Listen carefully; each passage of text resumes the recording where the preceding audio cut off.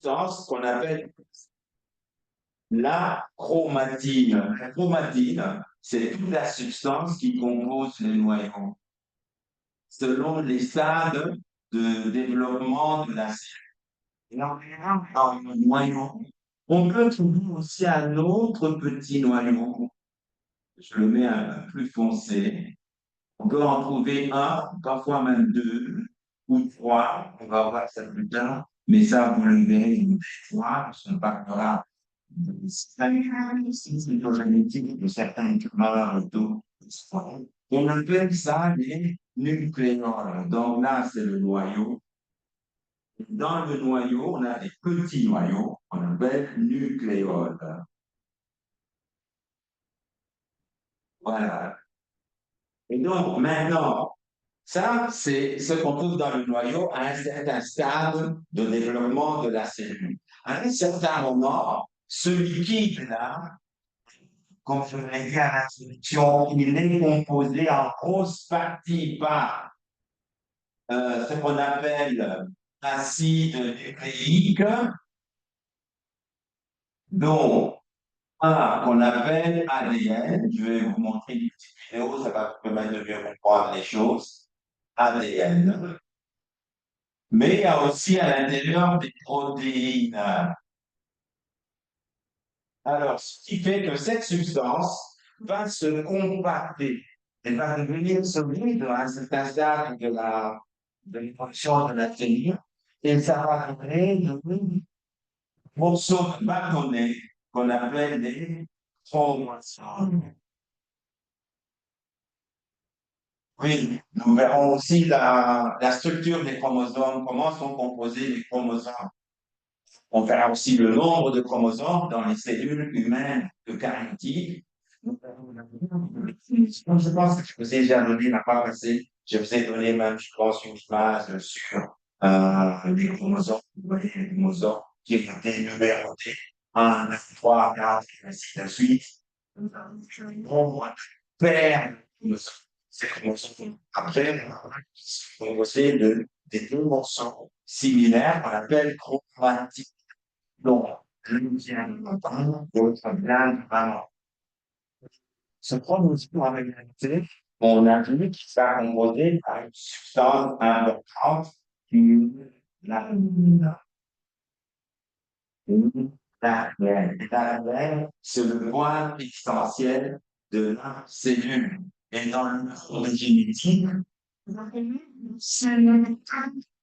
c'est surtout ça qui peut parler. Et je vais déjà ça prendre plusieurs fois, mais nous allons voir des choses essentielles. Voilà. J'espère que jusqu'ici, les choses sont assez claires. Donc, nous avons en introduction vu l'intérêt de la génétique. Oui, on reviendra aussi sur les applications de la génétique, mais ça, je pense que vous le verrez beaucoup plus dans l'histoire. C'est que la génétique aujourd'hui, on l'utilise dans beaucoup de choses en agronomie, médecine, c'est que savoir qui a été qui lorsqu'on veut savoir l'âge d'un corps qu'on a trouvé, le sexe, la nationalité, on recourt à ça et donc la police, on recourt aussi aux généticiens, à la génétique du point. Et donc, c'est vraiment quelque chose qui sert en autonomie, hein, c'est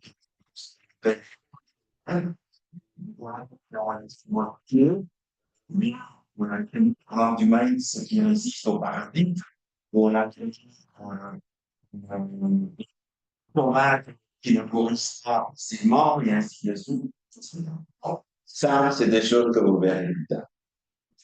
Alors, maintenant, avant de commencer, je pense que nous allons faire, nous allons commencer avec les acides nucléiques avec des généralités que nous avons déjà. C'est la substance essentielle d'une cellule est contenue dans le noyau. Mais l'ADN, les acides nucléiques, ne se retrouvent pas que dans les noyaux, parce que on trouve aussi des variables génétiques en dehors du noyau. C'est-à-dire, on les retrouve dans Donc, ça se trouve dans le noyau, mais ça se trouve aussi dans les mitochondries. Vous voyez les petites centrales électriques là, les mitochondries. Donc, il faut essayer d'autres choses. Le génome, c'est-à-dire l'ensemble du bagage génétique, génome, chez nous les eucaryotes, les êtres humains, l'eucaryote se retrouve dans deux territoires. Un, le noyau cellulaire et deux, dans les mitochondries. Nous allons voir que la transmission des différentes de la transmission transmission nous avons des gènes qui sont transmis dans les mitochondries et qui vont se transmettre d'une génération à l'autre. Donc ça, c'est important. Nous allons voir ça. Nous aurons un exemple pour voir ce cas. Voilà. Je ne sais pas si vous avez des questions à ce point, à ce stade. Donc, ça, c'est des choses que nous allons voir. Vous avez c'est bien là parce qu'on a vu rapidement ces notions de base. N'oubliez pas la chose. La répétition, c'est ça, je vous dis dans le langage, la routine, ça sera humide. Moi, en général, quand je suis dans le cours, j'ai l'habitude de répéter les mêmes choses. Mais les choses essentielles, je peux les faire plusieurs fois. C'est pour que vous puissiez ruminer et donc mieux les assimiler. Tout ce que je dis ici, c'est très simple. Ça signifie que ce sont en question d'excellence. Donc, il n'y a pas besoin de venir me demander des synonymes ou des trucs, etc. Si vous suivez le cours et que vous comprenez, vous le pouvez ici. Voilà. Là, je vais vous montrer quelque chose sur l'ADN. C'est clair. Ensuite, nous allons voir un vidéo de 6 minutes qui vous sera présentée un jeune scientifique qui a la façon de présenter très simplement l'ADN. Donc, ça, c'est une manière de présenter le cours d'une façon ici à sur les détails. Alors, je vous laisse la vidéo. Pour commencer, ADN, ça veut dire acide désoxyribonucléique. C'est le support de l'information génétique. Ça signifie que cette molécule contient toutes les informations nécessaires au développement, à la croissance, à la vie, à la reproduction d'un organisme.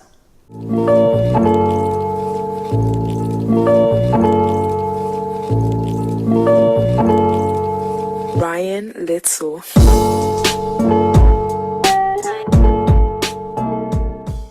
Bon, en vrai, on sait à peu près tous à quoi ça ressemble, une molécule d'ADN.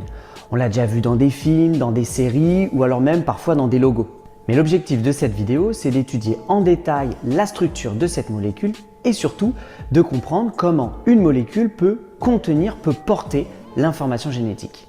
Et pour faire tout ça, on va commencer par utiliser le logiciel de visualisation de molécules LibMol. Tu vas voir, il est simple d'utilisation, gratuit et libre d'accès. Je te mets toutes les infos dans la barre de description. Et voilà, notre ADN. Enfin ça, c'est une toute petite partie. Pour donner un ordre d'idée, on a sous les yeux 0,00000047% d'ADN humain. Pour y voir un peu plus clair, on va commencer par colorer notre tout petit bout d'ADN par chaîne. Et là, on se rend compte que notre molécule d'ADN, elle est composée de deux chaînes. Deux brins différents, ici colorés en violet et en rouge. Et ces deux brins, ils ne s'organisent pas n'importe comment. Ils s'enroulent l'un autour de l'autre. Et cette structure, elle porte un nom, on appelle ça une double hélice. Ok, mais si maintenant on représente notre ADN en configuration ruban, on obtient quelque chose qui nous est beaucoup plus familier. Le squelette est composé d'un enchaînement de phosphates et d'une molécule de la famille des sucres qu'on appelle le ribose. Ribose auquel il manque un atome d'oxygène, d'où le terme acide désoxyribonucléique. Bref, ne nous égarons pas. Donc là on a un phosphate, là c'est le désoxyribose. Là c'est un phosphate, là c'est le désoxyribose. Phosphate, désoxyribose, phosphate, désoxyribose. Bref, t'as compris. Et ce qui maintient ensemble nos deux brins d'ADN, ce sont ces molécules situées au centre et représentées par des petits bâtonnets. Ce sont les fameuses bases azotées. Alors attention, à ce niveau-là, il y a une petite subtilité à bien maîtriser. Si on étudie la molécule seule, on va parler d'une base azotée. Mais si on prend en compte la base azotée, le sucre et le phosphate, on parlera alors d'un nucléotide. Et si on colore nos nucléotides, on se rend compte qu'ils sont au nombre de 4. L'adénine en orange, la thymine en bleu, la cytosine en jaune et la guanine en vert. Mais attention, dans la molécule d'ADN, les nucléotides ne sont pas placés au hasard. L'adénine est toujours associée à une thymine et la cytosine toujours à une guanine. Et ça s'explique très simplement, puisque placés l'un en face de l'autre, les nucléotides complémentaires vont établir ensemble des liaisons. 2 liaisons entre l'adénine et la thymine, 3 entre la cytosine et la guanine. Donc, si les bases azotées sont complémentaires les unes aux autres, les nucléotides sont complémentaires.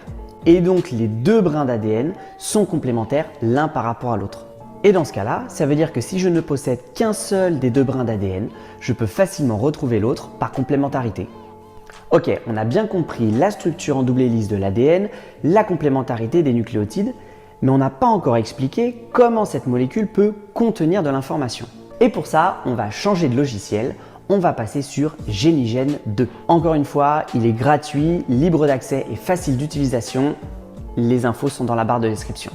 On va commencer par charger le gène de l'insuline, c'est-à-dire l'information génétique nécessaire à la fabrication de cette hormone qui permet de réguler le taux de glucose dans le sang. Et première chose qu'on remarque, c'est que le logiciel ne nous affiche que l'un des 2 brins. Pas de panique, c'est normal puisque tu te souviens qu'on peut retrouver le second brin par complémentarité des nucléotides. Autre élément important, tu vois ici qu'un gène n'est pas constitué de 5, 10 ou 15 nucléotides comme on le voit régulièrement sur des schémas qui tournent sur internet. Par exemple ici, le gène de l'insuline est composé d'une séquence de 333 nucléotides. Enfin 333 paires de nucléotides. Et elle est là, notre information génétique, dans la séquence, dans l'ordre, dans l'enchaînement des différents nucléotides. Si on compare maintenant le gène de l'insuline avec celui de la prolactine, on se rend compte que les 2 séquences sont toujours composées des 4 mêmes nucléotides, adénine, thymine, cytosine, guanine, mais placées dans des ordres différents. Oh, j'ai une idée! On va prendre différents gènes qu'on va comparer les uns avec les autres pour essayer de comprendre les différentes caractéristiques et propriétés de notre molécule d'ADN. Mais ça, ce sera dans une prochaine vidéo. Avant de se quitter, je tenais à remercier Paul Pillot et Philippe Cosentino pour avoir travaillé sur les 2 logiciels que je vous ai présentés, Limmol et Génigène 2, et aussi pour tous les autres logiciels de modélisation qu'ils ont développés.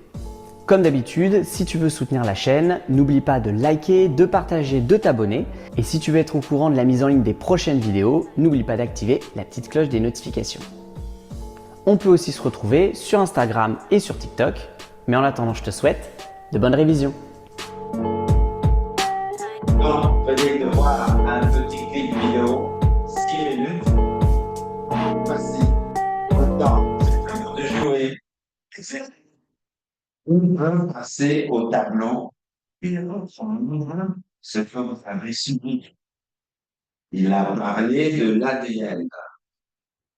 Il a expliqué pourquoi on l'appelle pourquoi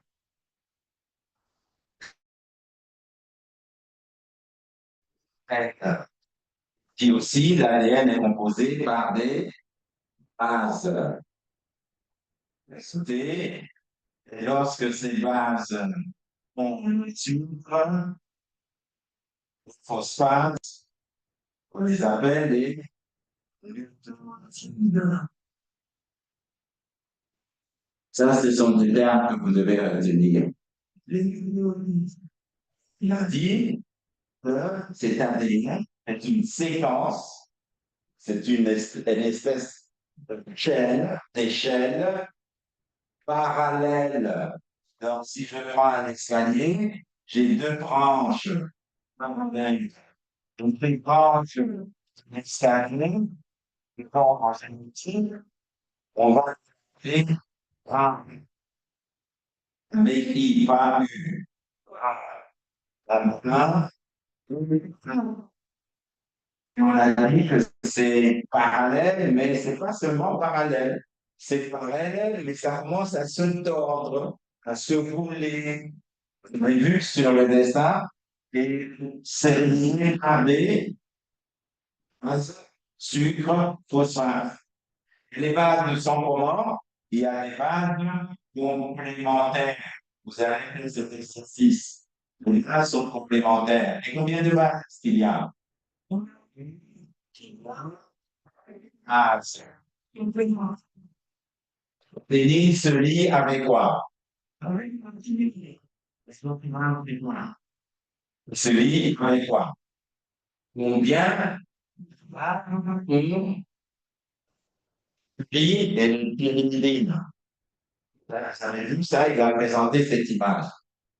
Et alors, il a dit qu'il y avait des ponts entre les. C'est comme un escalier, en fait, là. Vous avez les rampes de l'escalier, puis vous avez les trucs qui vous permettent de monter. Ça, c'est complémentaire. Mais c'est tordu. C'est tordu. Vous avez dit que ça se trouve dans le cytoplasme et c'est une longue chaîne. Compte cela par nombre de quoi? Nombre de nucléotides. C'est comme c'est comme ça. On va les appeler paires. Ce sont paires de bases qui constituent cet ADN. Cette molécule de ADN, si je la prends chez l'être humain et je la distance, je l'écris, elle a environ 1 mètre et plus qu'1 mètre parce qu'elle est composée de milliards de bases. Ce sont des milliards qui se suivent. C'est donc on a écrit des lettres la force 1, B, C, se lie avec B, avec mélanger A, B, C, D, bien faire A, C, B. Ça, production d'une protéine. On rappelle la série, on a dit l'ADN, c'est dans le noyau. Les protéines, c'est surtout dans le cytoplasme. Après, elles sont produites dans le cytoplasme, mais rentrées aussi dans le noyau. J'avais oublié de vous dire les détails de la membrane nucléaire. C'est que la membrane nucléaire, il y a des trucs qu'on appelle les pores nucléaires. Ou dans dans du noyau. Le noyau est là, cette membrane a des petits trous, ce qui fait que des substances qui sont dans le cytoplasme peuvent rentrer dans le noyau et des substances qui peuvent sortir du noyau, aller dans le cytoplasme. Le cytoplasme, c'est l'océan. Et ça, c'est le noyau. Et donc, ça, c'est important de comprendre. Hein. Je suis en train de commenter ce petit fait. Je vous conseille de revoir, de structurer les notions, d'écrire ce que vous avez retenu de cette petite séquence, parce que vous avez des éléments de base importants. Vous avez ce que vous avez fait sur d'une protéine qu'on appelle l'insuline. Alors, dans le décor de l'insuline est constitué par un gène qui a combien de bases? Et dans le film, je pense que c'est une protéine qui a de 350 bases qui constituent le gène. Il y a une autre protéine qui est dans le cerveau, puis aussi produite plus ou moins par les mêmes bases. Mais la séquence de distribution de ces bases est différente. Sens, code génétique, est constitué par la succession des acides nucléiques qui transmettent un message pour la production des protéines. Nous allons faire donc une pause et nous reviendrons un peu plus tard. Mais entre-temps, essayez de digérer cette première notion que nous venons de voir qui concerne les biota. Voilà, et vous pouvez essayer de transposer cela directement aux eucaryotes, aux humains que nous sommes, Donc, on va quand même avoir quelques petites notions de précision. Puis, nous allons revoir l'ADN maintenant un peu moins vite que sur le clip. On va voir les composantes de l'ADN, comment est-ce que ces gaz sont complémentaires et tout, etc. C'est des choses que je vous propose vraiment de retenir quand même parce que, comme je vous l'ai dit, la médecine actuelle elle est devenue moléculaire. Les approches techniques, diagnostiques sont devenues avec la nanotechnologie. On utilise des petits trucs. Nous avons ici à l'IRP un petit séquenceur, il est petit comme ça, il fait des séquences, des choses parce que ouais, il est miniaturisé de plus en plus. Voilà. Donc, nous allons maintenant reprendre ce que nous avons vu tantôt, c'est essentiellement l'ADN, donc les acides nucléiques. Vous vous rappelez où est-ce qu'on trouve les acides nucléiques? Je vous pose la question parce que comme je ne serai pas là physiquement pendant ce cours, le docteur Languelica, les assistants de la pédiatrie sont censés être là. C'est eux qui vont vous poser la question et vous devez répondre. Donc, par exemple, où trouve-t-on les acides nucléiques? Ça, où est-ce qu'on les trouve? Bon, je ne réponds pas, mais ça fait partie, vous savez, comme le cours de génétique, parce que tous les cours, il y a aussi une partie pratique.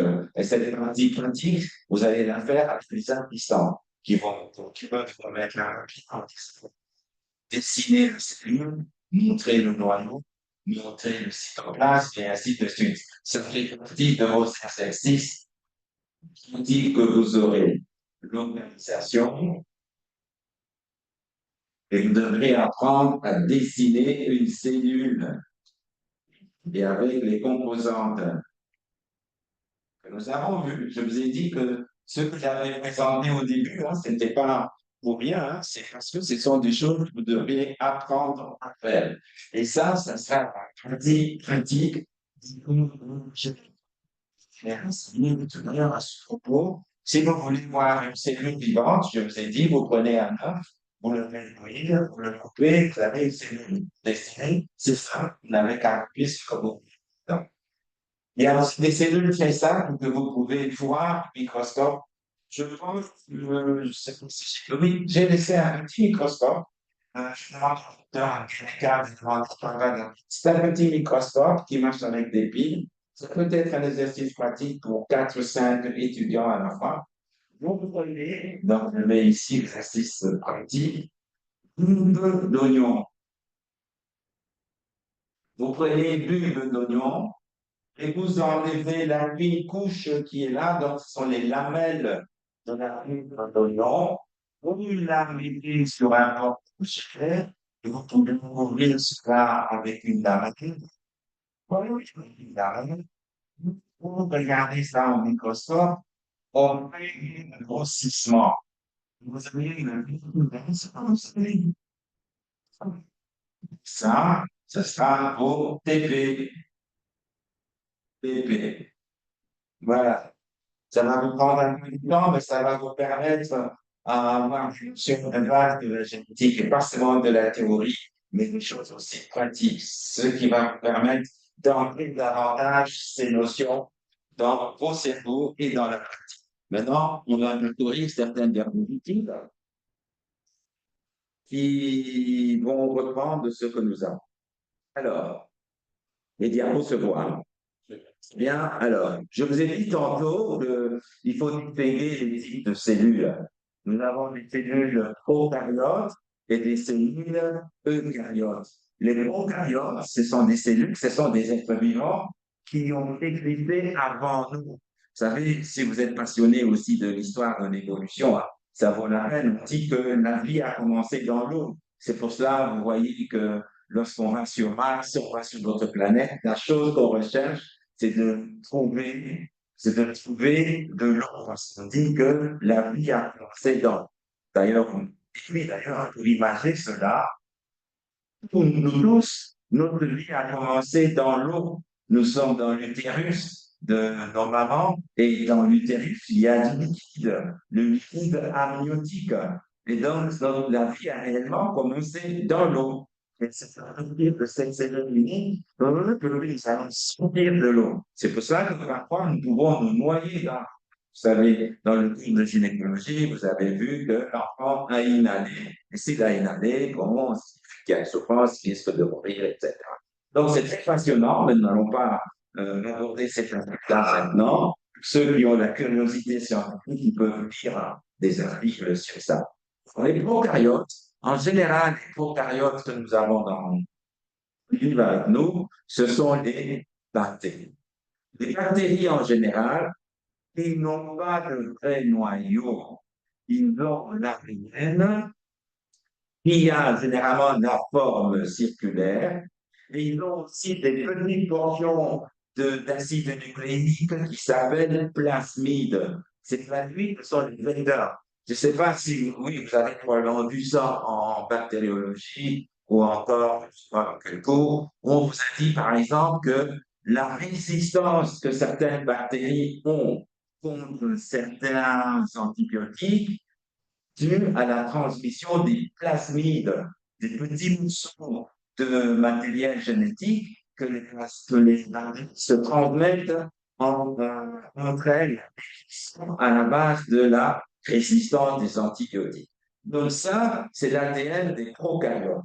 Donc, vous pouvez voir sur cette image-ci, nous avons des prokaryotes. On a, vous vous rappelez ce qu'on a dit, la cellule est composée d'une membrane cellulaire, une membrane cytoplasmique. Et dans le cytoplasme, c'est-à-dire dans l'océan, dans la mer, on trouve des organelles, on trouve des mitochondries, on trouve des vacuoles et tout, etc. Et alors, chez les prokaryotes, l'ADN n'est pas concentré dans une poche, dans ce réservoir qu'on appelle noyau. L'ADN, en général, chez ces bactéries, est circulaire. C'est pour cela, lorsque vous allez étudier la division cellulaire, par exemple, chez les prokaryotes, elle est différente de la division cellulaire chez les eucaryotes. Eux, ils ont un ADN rond, et donc il faut qu'à un certain moment, ils se coupent, et puis ils commencent à se repliquer, etc. Bon, ça, c'est des détails qui seront vus chez ceux qui seront plus intéressés à la biologie. Ici, je vous donne un exemple d'une cellule végétale. Vous vous rappelez, à l'introduction du cours, on avait dit que les plantes, en général, les végétaux ont des cellules qui ont des formes polyédriques ou rectangulaires, carrées, etc. Voilà, ça c'est une cellule d'une plante, c'est une cellule végétale.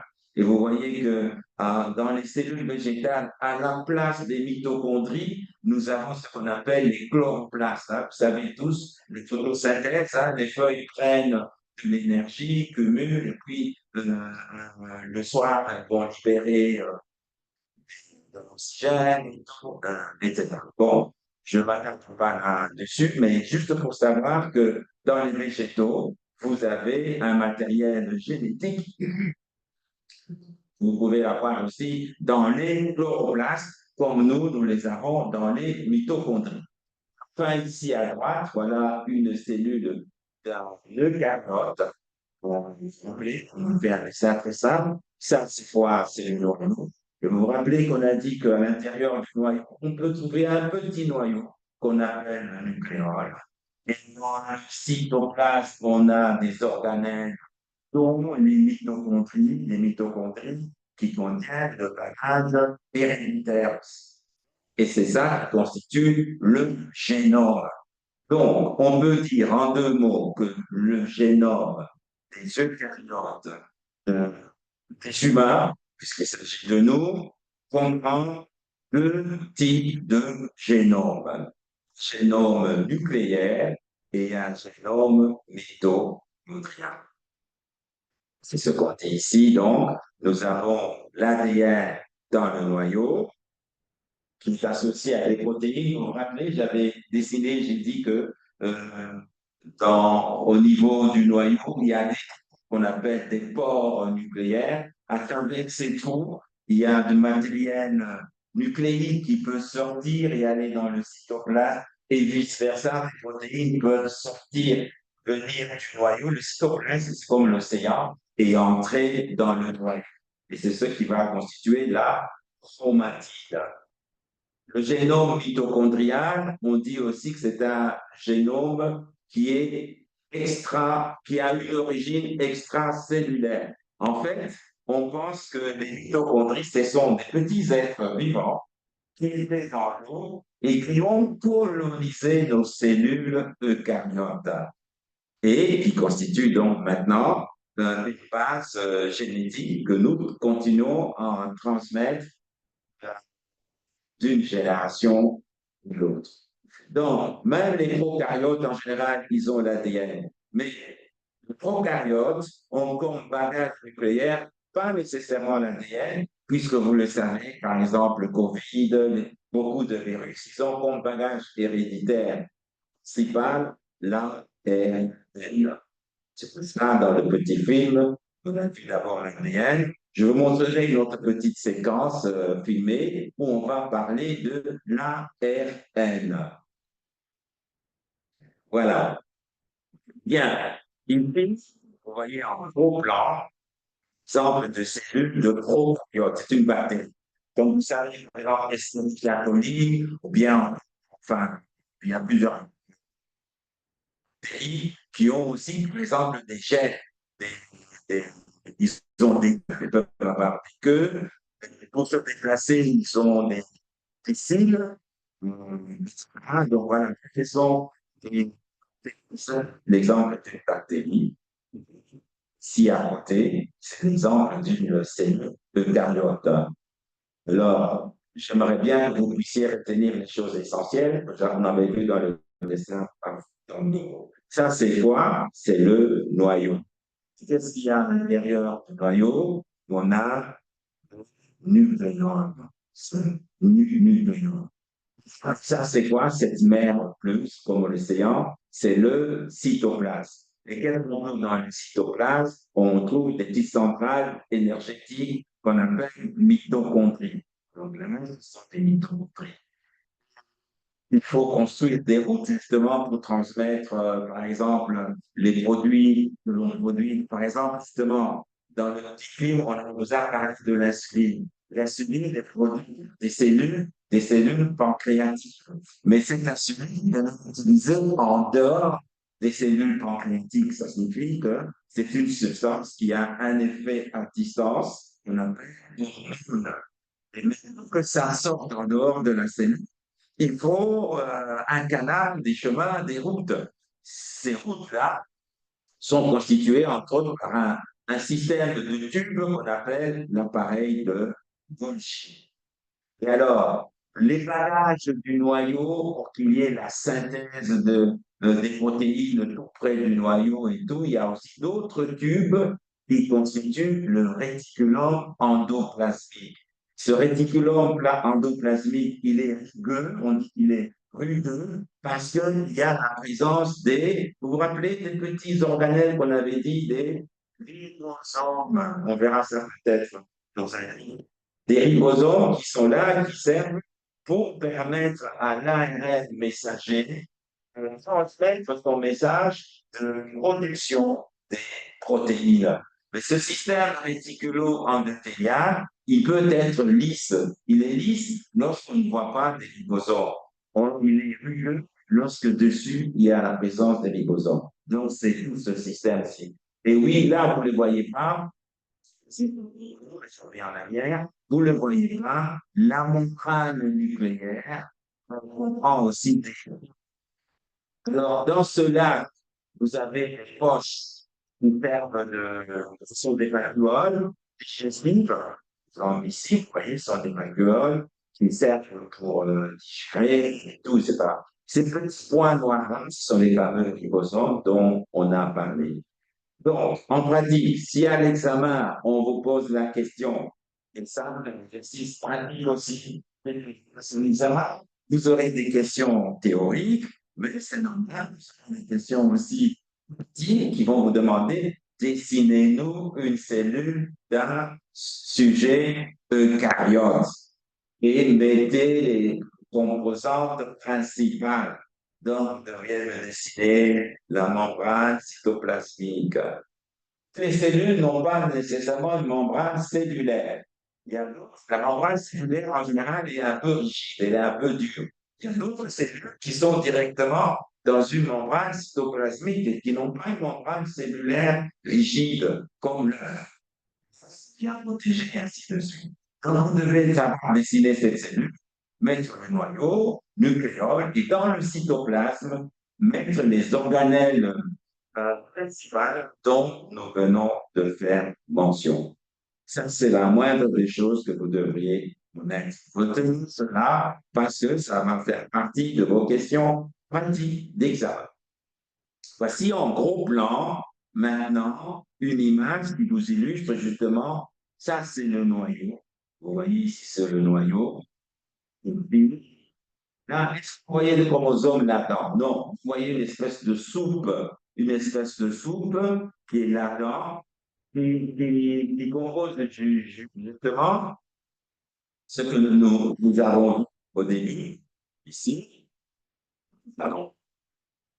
Nous avons vu qu'on a une substance qui est la chromatine. Lorsque cette substance s'organise, devient compacte, elle va se fractionner dans des bâtonnets qu'on appelle chromosomes.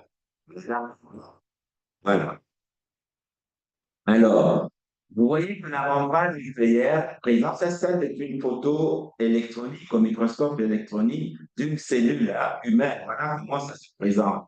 Vous voyez là, il y a des trous. Ça, c'est ce qu'on appelle les pores nucléaires. Les trous à travers lesquels il y a une communication entre le cytoplasme, ça c'est la mer, c'est l'océan, c'est le cytoplasme, et ça c'est le noyau des pores nucléaires.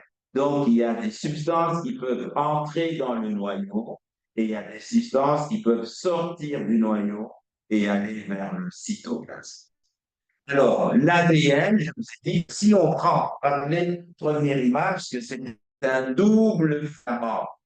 Si on doit les filer, ce filament-là, il peut atteindre jusqu'à 1,50 m, pratiquement l'envergure de mes ça fait presque 1,50 m.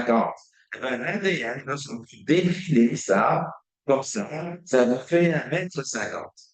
Mais en réalité, dans le noyau, c'est très petit et pour que ça puisse être contenu dans le noyau sous forme de bâtonnets, des bâtonnets qu'on appelle chromosomes, ça doit se compacter, justement, ça doit se compacter et tout, etc. Et ça constitue alors des bâtonnets qu'on appelle chromosomes. Mais cet ADN-là est constitué, on va écrit au début, PP, constitué de paires de bases. Combien de paires de bases y a-t-il? Environ 3 milliards dans l'ADN du genre humain.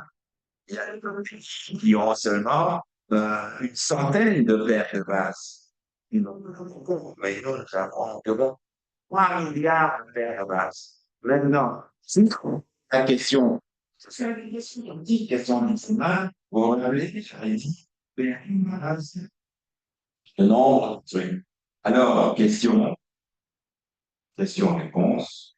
Je vais vous dire, voilà, on a extrait un morceau d'ADN d'un sujet.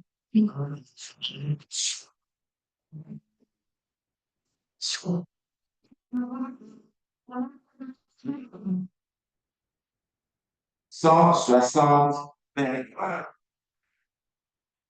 Puis je vous dis combien de pages il dit sur ce morceau de chromosome.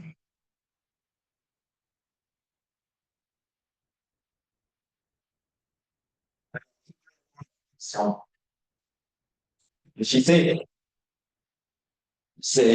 prends un morceau de chromosome et c'est un chromosome, hein, on a vu l'ADN contient 160 paires de bases. Et on pose la question, en fait, combien de bases a ce chromosome? C'est la question. J'espère que c'est une question plus simple, mais c'est pour vous permettre de raisonner, pour ne pas faire des notions. Et alors, Pourquoi est-ce qu'on doit connaître l'ADN? Parce que l'ADN, c'est un des éléments les plus importants de notre nature. Ça intéresse qui? Les cliniciens. C'est pour ça, en pédiatrie, par exemple, on a eu beaucoup de cours de maladie à transmission de tel type, de tel type. Ça intéresse les biologistes, les biochimistes, c'est pour ça qu'on parle de la biologie moléculaire. Vous vous rappelez, je vous ai montré au début un livre de génétique, mais c'est de la biologie moléculaire et de l'évolution. Mais on ne parle pas de l'évolution. Ça intéresse les physiciens, parce qu'aujourd'hui, et les informaticiens et les mathématiciens. Pourquoi? Parce que 3 milliards de bases, 3 milliards. Et on a vu qu'on a des anomalies, comme dans la lecture de l'alphabet Morse, où il y a une lettre qui est remplacée par l'autre, bien une lettre qui manque, etc. Pour pouvoir analyser et découvrir ça, plus d'œil, enfin, avec le cerveau seulement humain, ça sera très compliqué. Il faut les mathématiques, les informaticiens. Aujourd'hui, on a ce qu'on appelle l'intelligence artificielle. C'est pour cela, la biologie moléculaire aujourd'hui, l'interprétation, c'est l'intelligence artificielle qui fait ça. C'est lire 3 milliards de bases et qui peut détecter l'anomalie qu'il y a sur une base. S'il y a une base qui manque, s'il y a une base de trop, s'il y a une base où il y en a plusieurs qui manquent, et ainsi de suite. On parlera des mutations délétionnelles, ou bien on parlera des inversions. Enfin, ça sont des termes que nous allons voir plus tard. Ici, je voulais juste vous montrer, voyez ça, c'est le cytoplasme. Et ça, c'est le noyau, et dans le noyau, il y a la chromatine. Pour ceux qui feront la cytologie, on peut vous dire que la chromatine, elle est là, chromatine dense, concentrée, beaucoup intermédiaire pour identifier une cellule. Après, lorsque cette chromatine se compacte et se fractionne dans ces petits morceaux qu'on appelle les chromosomes, nous reviendrons dessus sur les chromosomes. Retenez tout simplement que ces chromosomes, en général, les distinguent en la partie centrale sur laquelle il y a deux bras. Un petit bras, où le bras qui est court, c'est une partie supérieure, et le bras qui est long. Et puis, aux extrémités du chromosome, on a des extrémités qu'on appelle télomères. Donc, l'exercice pratique. C'est évidemment passé que normalement le chromosome est composé des chromatines, qui vient de papa et de maman. La partie centrale s'appelle centromère et on distingue les bras du chromosome en long bras et court. Court et long. Central, c'est le centromère. Alors, après, si on fait les détails, on verra que selon la forme du centromère, on pourrait être distingué en la position centromère peut-être c'est un conseil d'identifier le type de chromosome mais non. Ouais, c'est ça. Non, les chromosomes, c'est ce qu'on appelle les télomères. Voilà, c'est les choses. Sur le chromosome. Mais nous reviendrons dessus après avec des détails plus importants sur les chromosomes. Alors, juste un petit instant, je vais voir le docteur Manouchi. Il est là. Ou bien vous voulez suivre le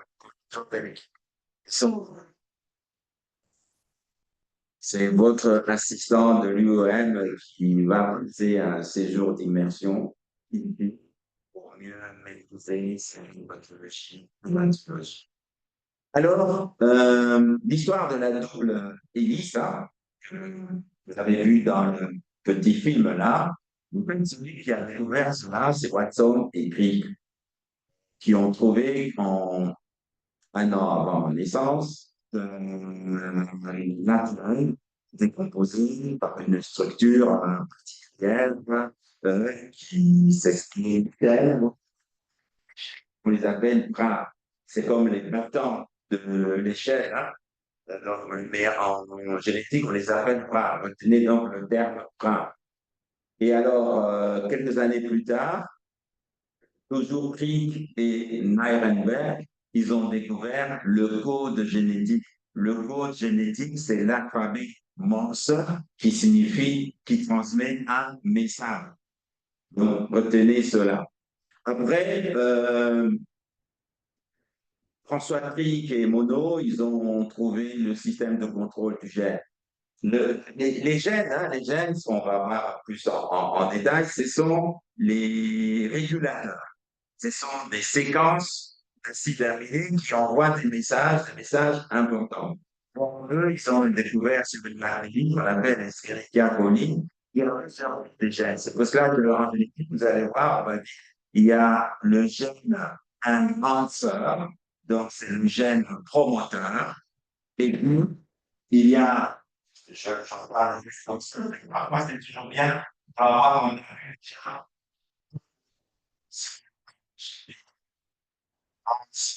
c'est celui qui dit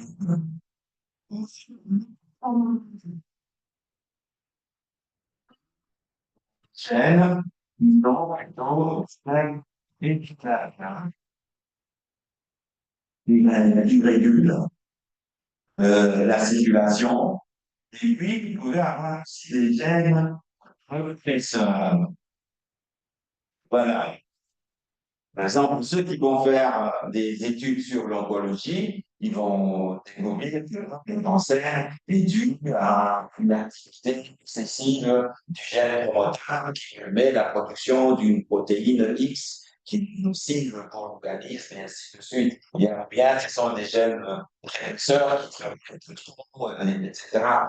Bien, parfois, c'est le télomère qui ne fonctionne pas correctement. Le télomère est à l'extrémité. On doit mettre le réguler pour dire quand vous arrivez au bout, c'est stop. Après, en 64, on a découvert que les gaz sont alignés sur le gène et que la façon dont ils sont alignés, ils conditionnent la production des protéines. Et en 66, Henri Watson et Crick, ils ont eu un prix Nobel, ils ont appris à séparer et à reconstituer la double hélice. Tout ça, c'était une grande découverte qui va permettre à la biologie de se développer. Vous vous rappelez, l'ADN est dit double hélice, comme ça.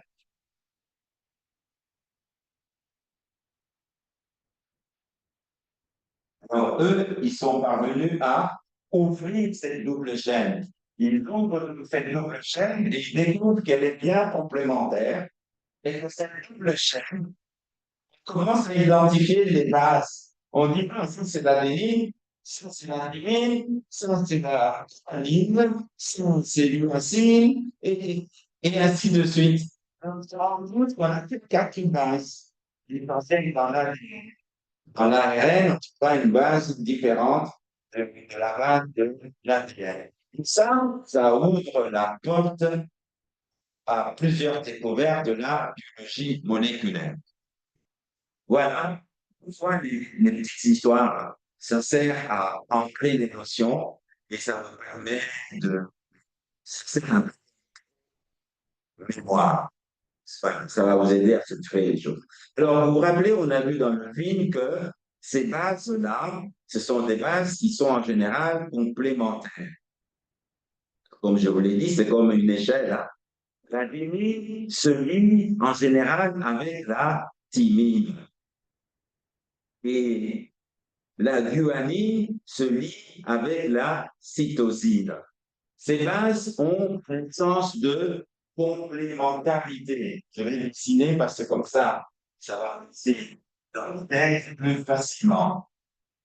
Alors, les astuces que moi je me rappelle depuis ma jeunesse, vous avez un prof de biologie médical au lycée, là, au collège, j'aimerais bien, et je vois arriver mon ami, là, quand c'était pas, hein, la même bon joueur de Kinshasa, je crois que c'était dans le dernier, c'était un joueur qui savait dribbler et qui mettait des mains, faisait gagner son équipe.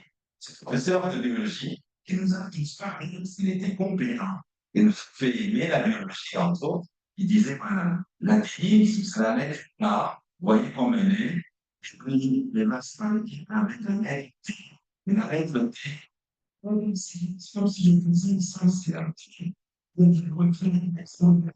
Tu vois, la lettre T, et je fais ça, mais j'enlève la barre du milieu et la A va aller dans le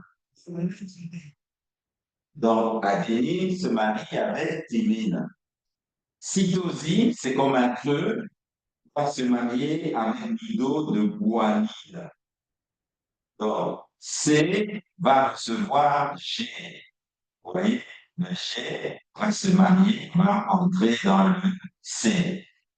C'est vraiment des petites astuces. Moi, j'ai mis cette astuce au lycée. Je vous en parle parce que ça va vous servir pour retenir la complémentarité des bases. La dénine se marie avec la thymine. La guanine se marie avec la cytosine.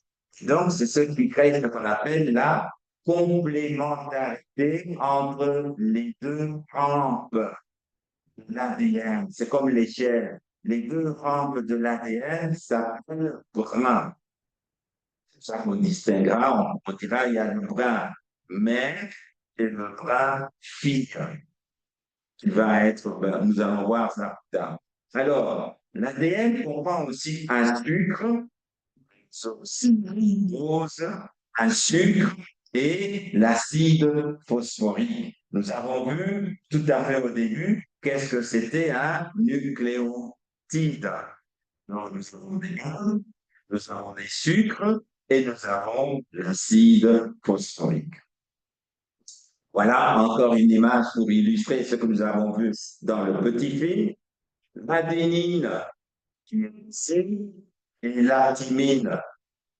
L'adénine a combien de cycles? Les cycles, ce sont là, vous voyez qu'il y en a deux. Et la thymine a combien de cycles? À un cycle. Les uns sont purines, les autres sont pyrimidines, mais nous allons revenir dessus. Ça va se lier, les bases donc azotées vont se lier d'une façon complémentaire. Mais nous avons vu aussi que cet ADN va se mouler, il va se tordre dans un certain sens, et c'est pour cela que la chaîne de l'ADN présente donc des boucles. Et il va présenter donc des boucles. C'est important, ça. C'est des choses qui se voient pour les généticiens.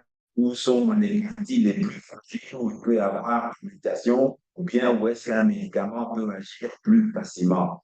Et voilà, donc retenez tout simplement que la chaîne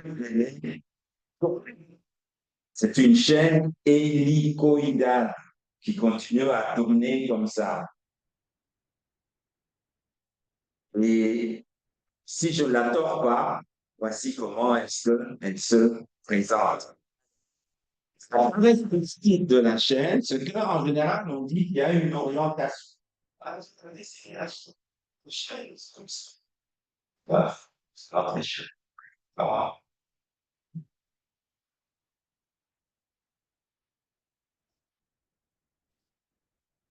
Ça, voilà.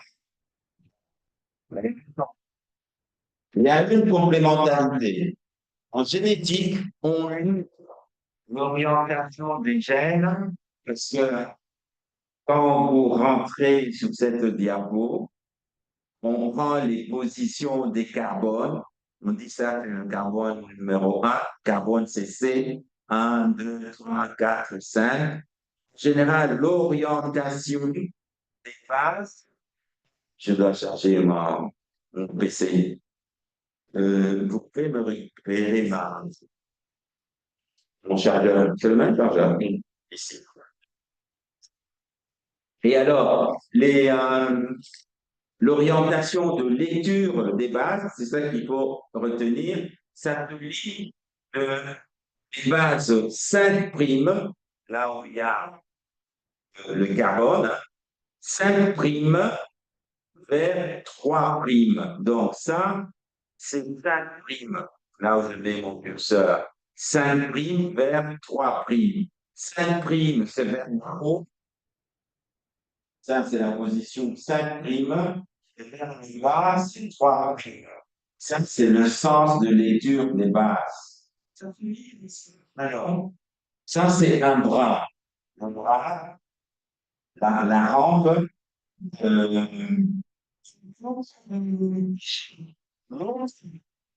et il est dans une position qu'on dit parallèle. Ici, c'est parallèle, mais l'orientation est inversée. Là, on lit de 3', 5'.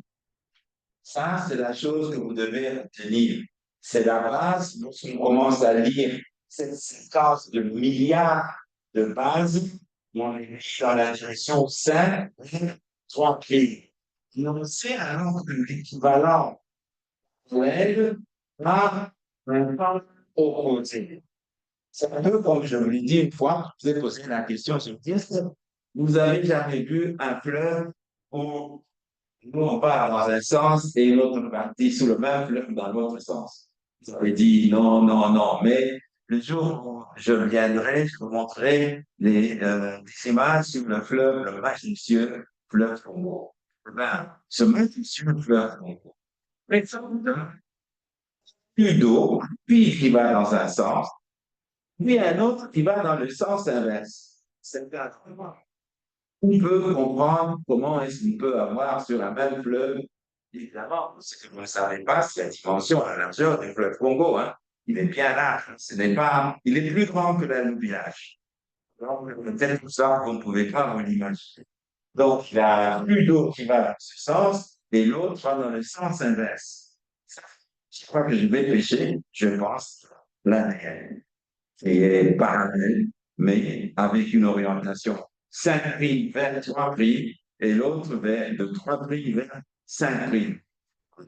Je lance ma canne à pêche dans la direction 5', 3', parce que je sais que là, plus loin, c'est la direction 3' vers 5' qui va me ramener mon hameçon, peut-être avec un poisson. Bien. Alors, il y a des termes que vous devez connaître. C'est la génétique. Génotype et phénotype. Deux termes que vous devez connaître. Génotype, c'est ce qui concerne l'intimité, qui concerne le bagage héréditaire. Ça, c'est le génotype. Génome, c'est quelque chose qui est essentiel. C'est ce qu'on transmet d'une génération à l'autre. Phénotype, c'est ce que nous voyons. C'est ce que nous apprécions avec les yeux, avec des appareils, c'est peut-être une échographie, ou avec un appareil de chimie, l'hémoglobine, etc. Est-ce que vous comprenez ces notions-là? On reviendra avec l'histoire de l'abbé Grégor Mendel. Je vous ai dit, tout à fait pour que l'abbé Grégor Mendel, il avait découvert que les noirs donnaient des couleurs différentes selon la façon dont il les a croisés et la façon dont il y a eu la pollinisation, etc. Des petits pois à surface lisse, des petits pois à surface rugueuse, de couleur jaune, de couleur verte et tout, etc. Ce qu'ils voyaient, c'est ça le phénotype. Ce qu'on ne voyait pas, et qui était responsable de la transmission du caractère, c'est ce qu'on appelle génotype. Donc, le génotype, c'est ce qui nous appartient et qui est le plus intime à nous, que nous pouvons transmettre. Ça, c'est le génotype. Ce que nous voyons, le caractère, c'est le caractère, ce que nous voyons, ça dépend pas seulement du génotype, mais ça dépend aussi de l'environnement.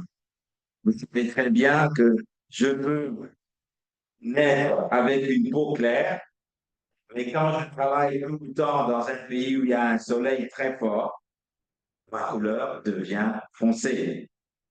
Quand vous voyez les petits enfants africains qui naissent aux USA, où on mange 4 fois par jour, ou un Américain, il mange un demi-poulet, ou au petit déjeuner, il a un gros hamburger comme ça, les petits Congolais qui ici, à l'âge de 30 ans, pour la moyenne d'âge, pèse 63 kilos. Quand il est aux USA, il pèse 85 kilos et il a 1,80 m de taille.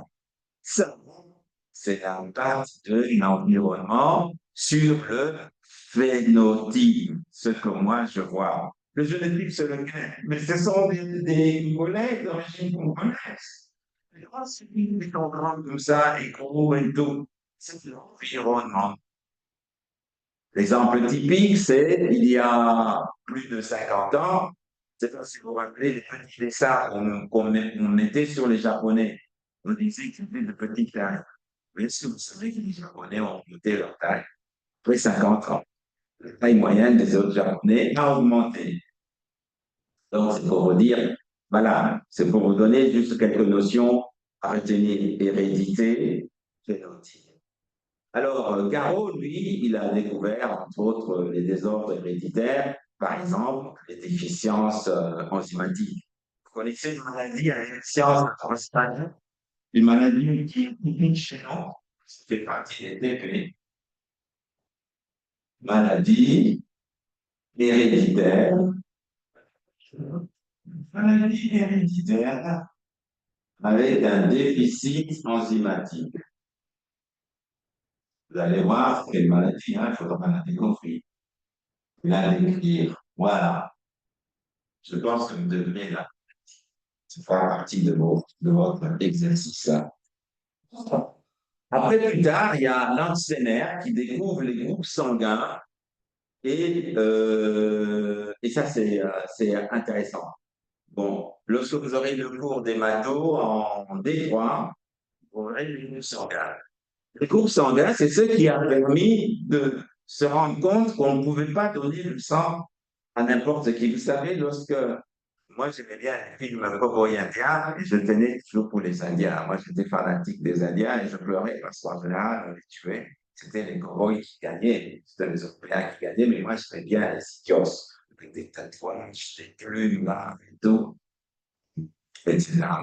Les Indiens, pour faire la paix, ils se prélevaient et ils mélangeaient leur sang pour dire, pour pas empirer le calumet de la paix, nous avons le même sang, nous ne pourrons plus nous battre.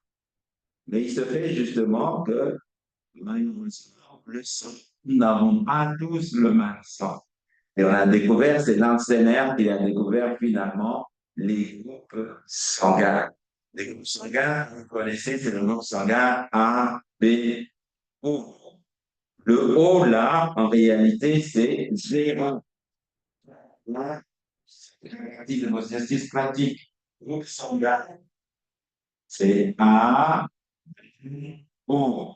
Et puis, le canon dans les forêts, on amène un système. Vous voyez, et ça, c'est des progrès qui nous permettent donc de savoir qu'on ne peut pas donner n'importe quel sang à n'importe qui. Quelques années plus tard, c'est Dosset, Jean Dosset, qui a découvert le système HLA. Le système HLA, c'est le système Human Leukocyte Antigen. Donc, retenez au moins le système HLA qui sert à quoi? Vous avez une notion, on vous en a parlé. Human Leukocyte Antigen. Les habitants vont embrasser le système HLA. Et enfin, En 1949, là, c'est la révolution. La première maladie moléculaire qui a été décrite grâce à la biologie moléculaire et qui a permis à la biologie moléculaire de faire des progrès énormes, c'est une maladie dont nous sommes porteurs à plus de 20-25%.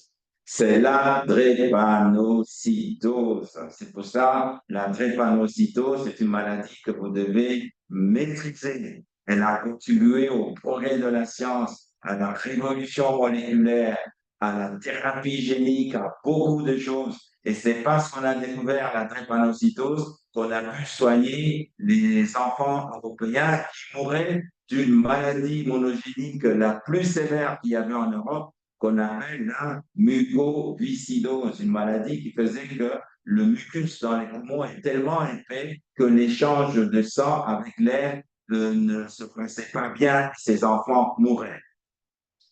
Ça, c'est des choses que vous devez retenir. C'est de l'histoire, mais c'est important. La drépanocytose a été une maladie qui a contribué grandement au développement de la biologie moléculaire et à la thérapie génique. La drépanocytose. C'est pour ça qu'il faut quand même parler de certains aspects envers ces malades qui sont grâce à eux. On a dû soigner d'autres maladies. Vraiment, juste continuer, on espère, on parviendra à soigner et à guérir de la drépanocytose. Enfin, il y a un personnage important. Vous savez, la génétique et la médecine, il y a aussi des problèmes d'éthique. Il y a un personnage important qui s'appelle Jérôme Lejeune. Lui, il a découvert qu'il y avait des types d'enfants là-bas, ils sont malades, ils ont psychopathal et tout. Il a découvert quoi? Chose en comptant le nombre de chromosomes. On va appeler les chromosomes. On a mis chaque chromosome un numéro 1, 3, 4, 5, 6, et ainsi de suite. En dehors des chromosomes sexuels, on va leur donner des lettres. On va dire un chromosome, quelle lettre, et l'autre chromosome, quelle est. Je ne vous réponds pas parce que ça fait partie de votre exercice. Traduit. Ce sont des chromosomes sexuels et les autres, ce sont les chromosomes autosomes. Lui, il a découvert que ces enfants qui avaient un problème mental, qui avaient des complications et tout, ils avaient 3 chromosomes au lieu d'en avoir 2. Et c'est lui qui a découvert la maladie qu'on appelle la trisomie 21 ou le syndrome de Down. Ou un terme parce que physiquement, ces enfants ont des yeux comme les Mongols, des yeux bridés et tout, etc. Mais ça, vous verrez en détroit en pédiatrie. Les choses que vous voyez maintenant, il ne faut pas les oublier quand vous serez devant le jury en D4. Bien, respirez profondément. On va faire une petite pause. Si vous avez des questions, posez-les. Comme vous savez, vous avez toute la latitude de poser les questions dans le chat ou tout simplement de les poser quand on n'est pas directement en contact avec vous, aux assistants qui sont dans la salle et on y répondra. Vous savez que le ministère de l'Enseignement supérieur a encouragé l'utilisation des moyens digitaux de numérique, maintenant, même dans l'enseignement. Et d'ailleurs, pour moi, sur certains aspects, on apprend aisément certaines notions grâce au numérique et aussi aujourd'hui grâce à l'intelligence artificielle. L'intelligence artificielle va vous aider à enseigner. Enseigner, ce n'est pas nécessairement éduquer. Nous sommes là aussi pour vous éduquer. L'éducation, c'est plus que retenir des notions. L'enseignement, c'est vous donner de l'histoire. Napoléon est né en telle année, Mobutu a régné en temps, et tout, etc. Mais l'éducation, c'est aussi vous accompagner, je parle de la médecine, dans la vie. C'est aussi faire jouer là-dedans alors ce qu'on appelle l'émotion. L'intelligence artificielle n'a pas d'émotion. Et par contre, quand on vous éduque, c'est pour ça que vous devez faire des stages. Parce que dans les stages, il y a l'émotion. Je me souviens toujours, une collègue, on est allé en stage de chirurgie, on monte dans l'amphithéâtre vitré, le chirurgien, eux, ils opèrent en bas et nous, nous suivions au-dessus. Dès que le chirurgien a incisé sur l'abdomen, le sang est sorti, la collègue est tombée, etc. Vous voyez, ça, c'est l'émotion. Il faut tenir compte de cela aussi dans la France. Voilà, je laisse le temps de respirer un peu et nous allons si vous avez des questions, comme j'en ai dit, vous les mettez dans les chats, ou bien vous les posez pour les questions.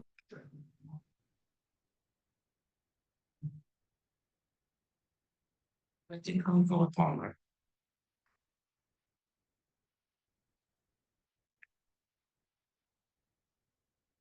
Voilà. Alors, nous allons maintenant une pause que vous allez faire, vous allez bien respirer. On va rajouter un petit apéritif. Ce sera un petit film qui va introduire la séance prochaine du cours. On va voir maintenant dans ce petit film quelle différence il y a entre le bagage héréditaire qu'on trouve dans le noyau, donc ça s'appelle le bagage nucléaire, et celui que le noyau va envoyer dans le cytoplasme. Et le barrage nucléaire qui sera dans le cytoplasme, c'est l'ARN. Donc voilà, maintenant vous allez voir un petit film qui va vous montrer quelle différence il y a entre ces deux acides nucléiques, l'ADN et l'ARN. Je vous invite à bien suivre parce que nous allons reprendre ces différences, parce que quand même, c'est des points importants qui seront l'objet de questions à l'examen. Voilà. Je vous laisse suivre tranquillement ce clip vidéo qui vous montre la différence entre l'ADN et l'ARN.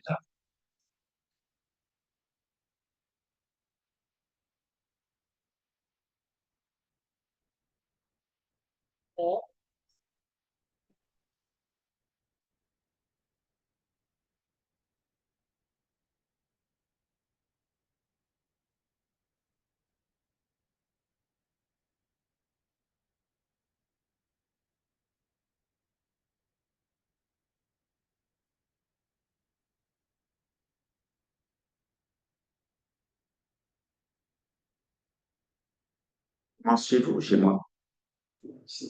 Ouais.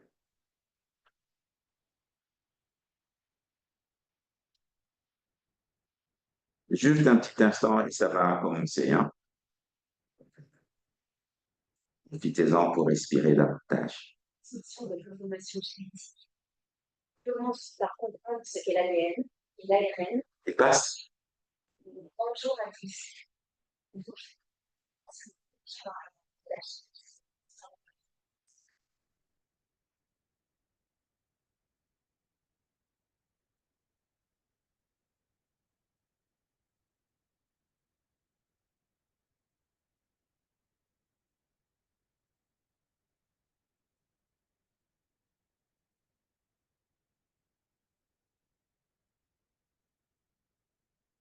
Voilà.